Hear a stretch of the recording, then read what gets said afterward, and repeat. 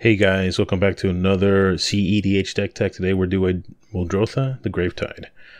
She is 6 CMC for a 6/6 elemental, legendary elemental. 3 generic, 1 black, 1 green, 1 blue. And she reads, once per turn you may play a land from your graveyard and cast 1 permanent of each type from your grave. So, cool thing there is if there's an artifact creature, you can cast as a creature or an artifact. So there's cool shenanigans like that in this deck. So let's jump into it.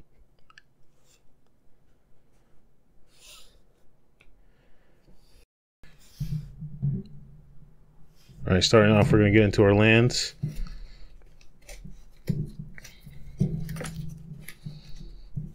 So we have Command Tower, City of Brass, Reflecting Pool, Forbidden Orchard, Exotic Orchard, Spire of Industry, Mana Confluence, Maze of Ith, Urza Saga, Academy Ruins, Verdant Catacombs, Scalding Tarn, Misty Rainforest, Water Your Grave, Underground River, Breeding Pool, Rejuvenating Springs, Overgrown Tomb, Undergrowth Stadium, Celifid Coliseum, Rivendell, an Island, Yevamaya, Cradle of Growth, Boseiju, Who Endures, a Forest, Vichikobog, and a Swamp. Now getting into our artifacts, we have a Lotus Petal, a Mana Crypt, Jewel Lotus, Mox Opal, Chrome Mox, Mox Diamond, Soul Ring, Sensei's Divining Top, Soul Guide Lantern, Executioner's Capsule, Simic Signet, Demir Signet, Golgari Signet, Arcane Signet, Mind Stone, Scroll Rack, Thought Vessel, Assault Monolith, Staff of Domination, the One Ring. And on to our enchantment package, we have Mystic Remora, the Meat Hook Massacre, Power Artifact, Dance of the Dead, Animate Dead, Rhystic Study. And onto our sorcery package, we have Imperial Seal, Reanimate, Chain of Smog, Demonic Tutor, Diabolic Intent. And onto our instants, we have Pact of Negation, Dark Ritual, Entomb, Swan Song, Mystical Tutor, Worldly Tutor, Snakeskin Veil, An Offer You Can't Refuse, Veil of Summer, Mental Misstep, Brainstorm, Pongify, Noxious Revival, Consider, Tainted Pack, Abrupt Decay, Heroic Intervention, Cyclonic Rift, Negate, Brain Freeze, Fierce Guardianship, Deadly Rollick, Ad Nauseum, and Force of Will. Onto our creatures, we have Haywire Might, Jace Vryn's Prodigy, who turns into a Planeswalker on the back, Ledger Shredder, Dark Confidant, Ochre Spellmasters, Phantasmal Image, Baleful Strix, Witherbloom Apprentice, Thrasios Triton Hero, Thassa's Oracle, Kinnan Bonder's Prodigy, Emery Lurker of the Lock, Opposition Agent, Eternal Witness, Displacer Kitten, and Seedboard Muse. And then our 2 Planeswalkers in the deck are Oko, Thief of Crowns, and Narset, Parter of Veils. We're going to get into our lines and strategies in just a moment.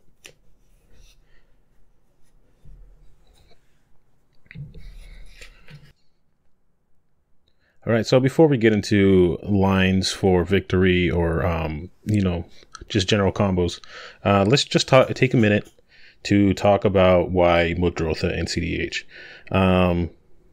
She, I would say the reason you play Muldrotha in cEDH is probably the same reason you play her in casual, and that's the fact that she is one of the best legendaries out there to turn your grave into an extension of your hand, and not only that, but just make a great use of your grave as a toolbox in the game. She does wacky, weird things like never having to pay more than 1 for your Mystic Remora at your upkeep. Ever. So you just let your Mystic Remora die at your upkeep, and then you play it as your enchantment for a turn with if Muldrotha is out. So you never have to pay more than 1. So it's very easy to keep Mystic Remora out all game if no one deals with your commander. So she does weird, funny stuff like that. That's very good. Being able to play Haywire Might from the grave as a creature or an artifact with the upside of exiling, an artifact or enchantment that your opponent controls that's very problematic every single turn is very good. The fact that she can bring back annoying planeswalkers like Narset and Oko, Thief of Crowns, back again and again every single turn, even if you don't defend them at all,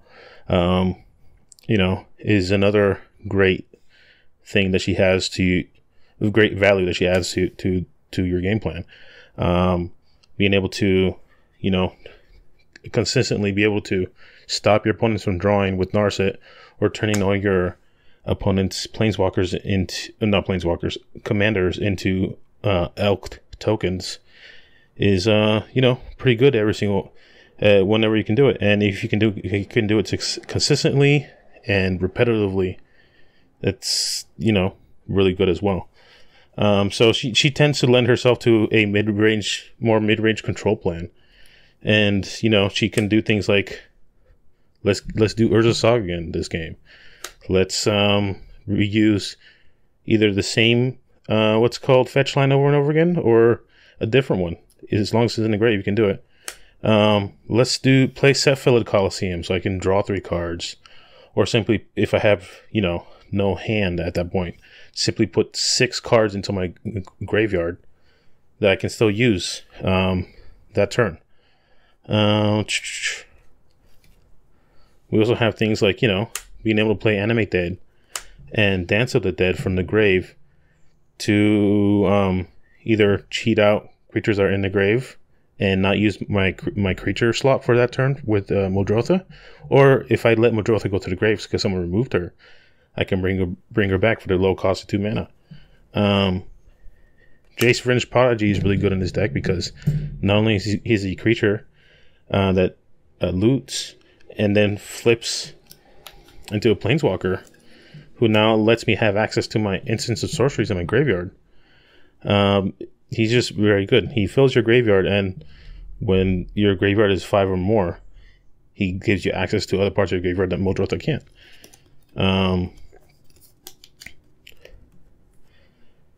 So now that that's done with, let's talk about some of the win strategies. So the obvious one of the 2 obvious ones, of course, Tainted Pact Thassa's Oracle. It's an oldie and a goodie. I try not to run what's the other one?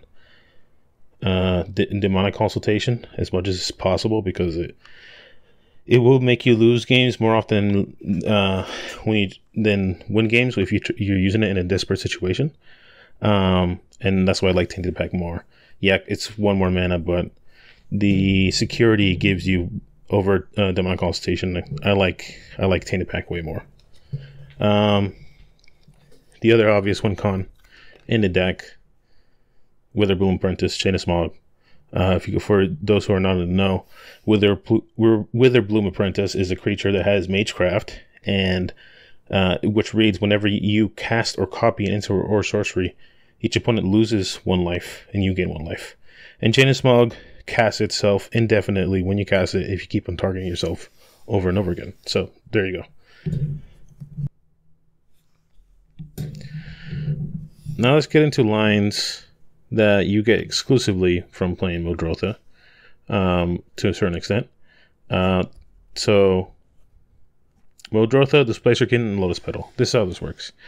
So let's say you have a Lotus Petal either in the grave or on the battlefield, a Displacer Kitten, and your commander Muldrotha, the Gravetide. So you sec the Lotus Petal, make a mana. It goes to the grave. You cast it from the grave using Muldrotha. Displacer Kitten sees the non-creature spell cast. Then you can exile to one target non-land permanent, which is going to be Muldrotha. Comes in. She sees the Lotus Petal in the grave, but since she's a new permanent, she doesn't recognize herself as allowing you to cast a artifact from the grave that turn. So you just do it again, and again, and again, and again, and you make infinite mana. At that point, you can, start doing the same thing with casting Mind Stone over and over again from the grave to draw your whole deck by sacking it to itself. Displacer Kitten also gives you access to, if you wanted to start, getting things back from your grave more than once a turn with Eternal Witness. Or if you could, you can start bouncing Embry, Lurker, or Lock infinite amount of times, so you can mill yourself, so you could try to win that way. Other cool things in the deck that come up because you're in certain colors is Seaboard Muse, the One Ring, which together draw you a whole lot more than a Necropotence probably would for way less life.